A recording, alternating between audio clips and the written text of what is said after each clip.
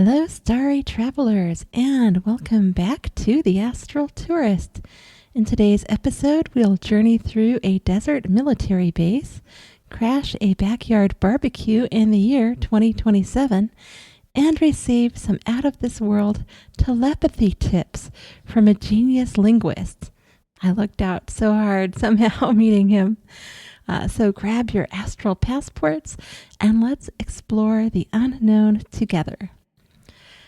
Desert Air Force Base. I became lucid while already astral projecting, finding myself in a room with military personnel. There was a cover over the window, so I peeked through it and saw bright sunlight outside. Curious, I asked what time it was, and one of them replied it was around 2. I wondered if it was 2 a.m. or p.m., because if it were p.m., I'd clearly overslept. Now, my usual wake-up time, I've said before, is right around 7:30. Sometimes I will sleep in if I'm having a really good astral projection and such, but I was beginning to wonder there, scratching my head, like it must mean it's 2 a.m. for me, maybe? I didn't know. I then asked if anyone knew why I was there, but none of them had an answer. So, deciding to explore, I told them I was going outside for a bit. One of the military personnel cautioned that they weren't supposed to go outside, to which I replied that I agreed they weren't supposed to go outside, but I'd be fine. After all, I could fly. I phased on through one of the walls and found I had been inside a makeshift metallic building in the desert, the afternoon sun beating down. I could feel it, like heating up my astral molecules and everything. There were several large military trucks parked nearby, I think Air Force, and I could feel the intense warmth of the sunlight. More and more on that sunlight. It was just flowing into me. I briefly wondered if I was in Afghanistan, though I couldn't pinpoint exactly where I was. There was no one around to ask, and the people in that building weren't very forthcoming. They weren't very lucid, so there was that. I decided to take flight either to explore or perhaps venture out into space. As I lifted off, I had to be really careful to avoid 3 large Air Force planes circling the area. So they were creating all of these different vibrations in that middle area where I wanted to ascend up through.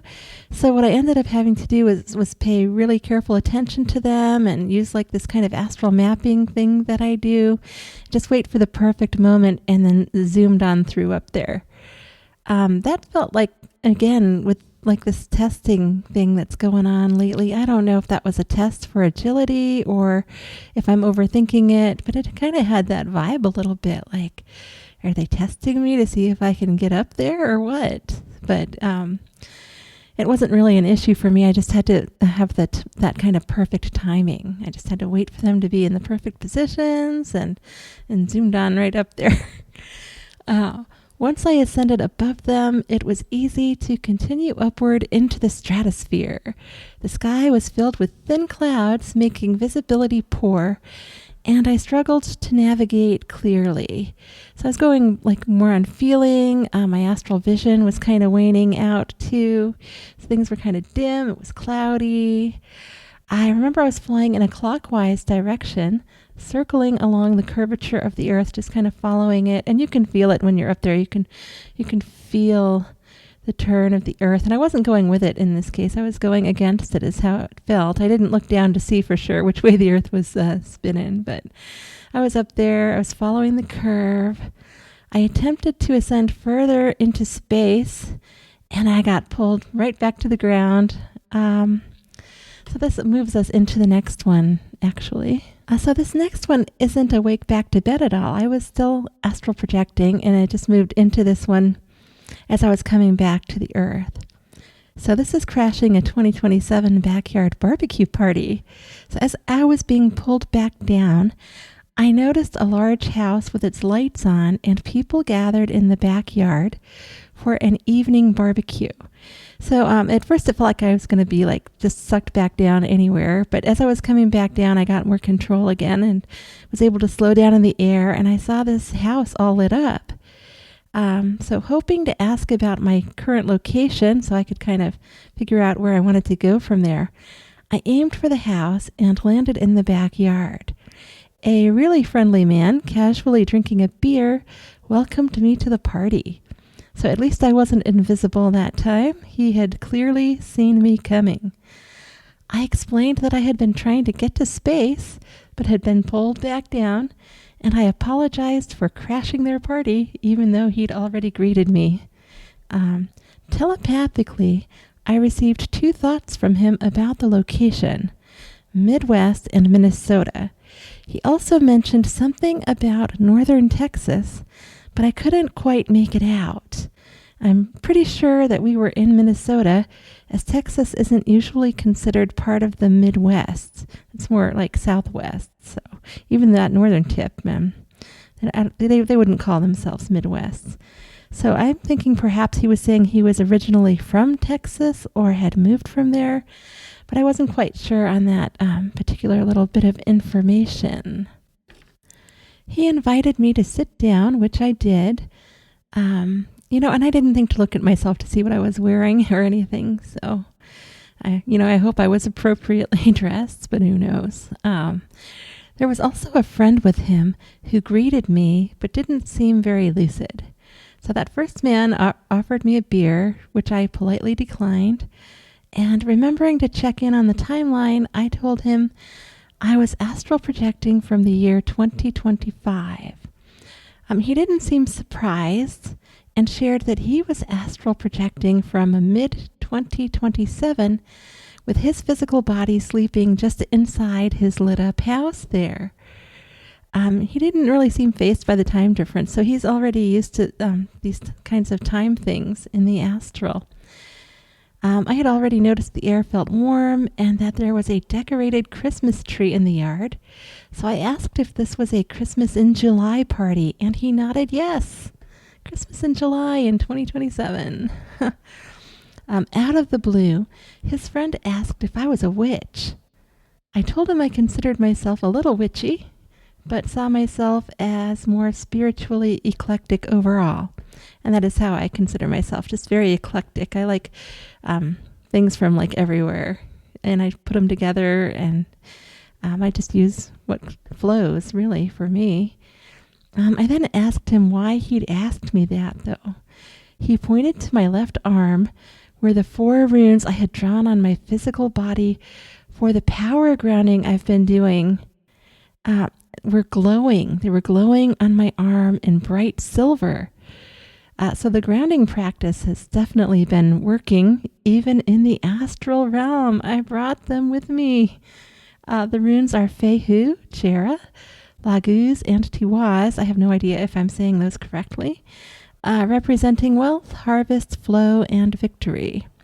So they're not for astral projection. This is for financial abundance, power grounding, stuff that I'm doing. If you're curious, you can check it out on my blog. I have a whole link there about it. Curious, I asked his friend what year it was for him, but he said he preferred to keep that private. I assured him I understood, but he began apologizing profusely anyway. I wasn't sure, but maybe he had passed on and didn't want to dwell on it. That's kind of usually the reason when spirits get all like that. So regardless, I reassured him again that I didn't need to know and had only been curious, just like he had been curious about my runes.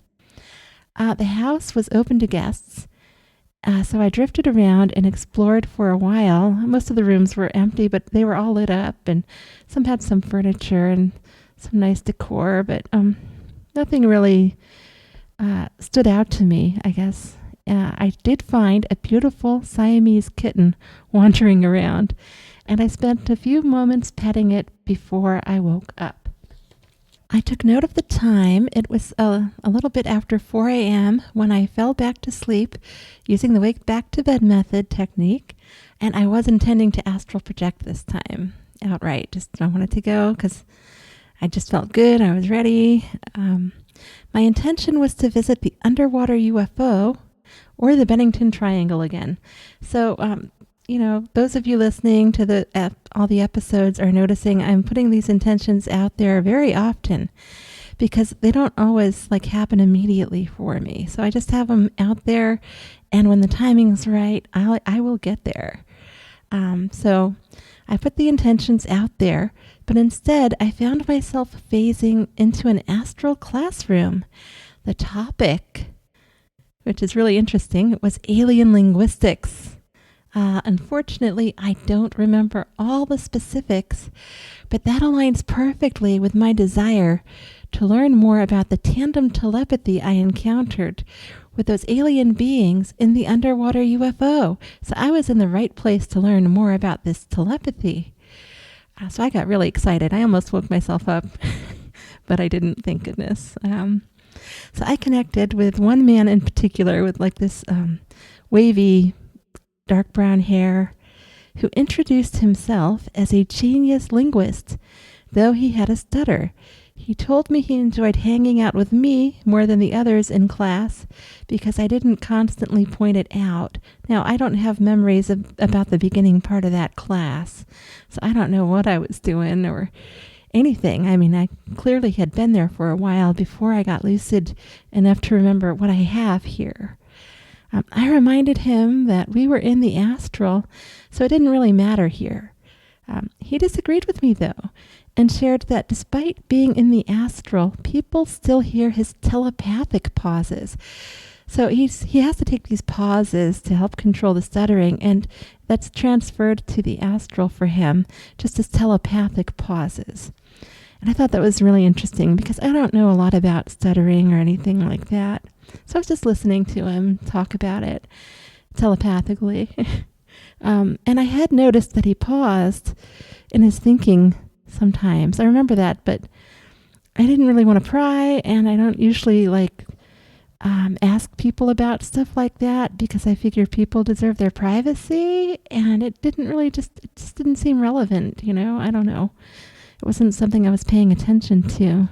And remember, I was also super excited about these alien linguistics. So it seemed he had appreciated that I simply let them slide on by without focusing on them. So I'm happy I was able to, I guess, not notice them very much for him. He continued to explain that he mainly teaches online where he can record the lessons and edit out the stutters. And I was thinking, wow, that's really a brilliant solution, right? But of course he's a genius. Of course he would have thought it to do that. So I sure meet some interesting people out there in the astral plane. We relaxed on a soft couch in the large classroom, which was actually set up more kind of like a living room. Everything was very comfortable. It wasn't full of the wooden desks or anything. It wasn't cold. It was a really nice living room that had a lot of room for everybody to spread out. And so I shared my experience with the tandem telepathy in that underwater UFO with him.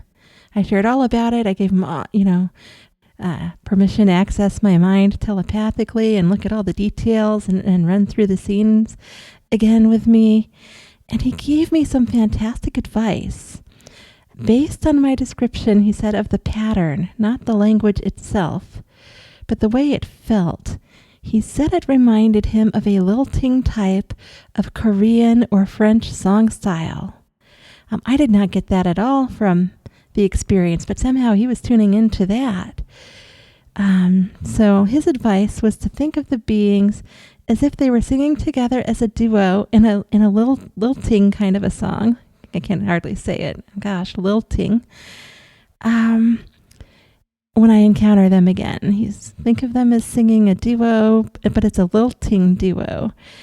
Sometimes one would sing, aka telepath, more than the other, and at times they would sing telepath in harmony. And this isn't how it came across to me when I was in the experience. It just felt really direct. I wasn't sensing that kind of a harmony. So this is something that he's recognizing in the pattern of whatever their, I guess, native tongue is. So I'm going to try and think about it that way. when I see them again, because I already know I'm definitely going back there. It's just a matter of time and making enough intentions. So that's the real key for me, is to focus on that telepathic lilting pattern, which I didn't even pick up the last time I was there and hadn't noticed at all. So he then gave me a pile of French note papers, hoping they would help anchor the memory for me. So this is a great tip for everybody. Everyone, pay attention to this tip if you're not already doing it in the astral. It helps to give or be gifted an object to help anchor the memories. It doesn't really matter what it is, except that it should be relevant to what the experience actually was. So in this case, he's giving me these note papers marked in French to help me remember. And it worked, because here I am sharing all about him now. Before I woke up, we exchanged a big hug. He was going to sleep a bit longer, and while I woke up around my usual 7:30 a.m. time, I don't know if it was like 7:34 or something, but I woke up right on time for me. So that's a wrap for today's episode. If you enjoyed the ride, the journeys, the sharings, please make sure to hit that like button, subscribe for more astral adventures, and drop a comment with your thoughts or experiences. Let's keep the momentum going. And until next time, happy astral travels.